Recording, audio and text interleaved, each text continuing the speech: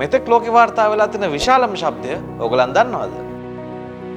මේ ශබ්දය කොච්චර විශාලද කියනවනම් මේකේ SPL ලගේ එහෙම නැත්නම් සවුන්ඩ් ප්‍රෙෂර් ලෙවල් එක ඩෙසිබල් 310ක් විදිහට වාර්තා වෙලා තියෙනවා. අපි දන්නවා ලෝකේ තියෙන ලවුඩස්ට් එන්ජින් එකක් තමයි ජෙට් එන්ජින් එකක් කියන්නේ.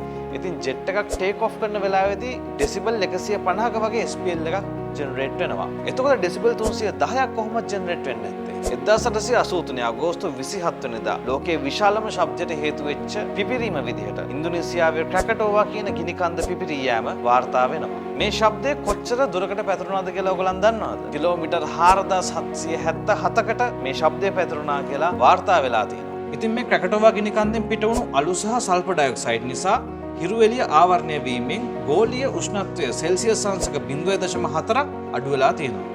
ඒ වගේම වායු ගොලයට වුණු මේ බලපෑම නිසා අවුරුදු ගණනක් යනතුරු හඳේ වර්ණයද වෙනස් වෙලා තියෙනවා.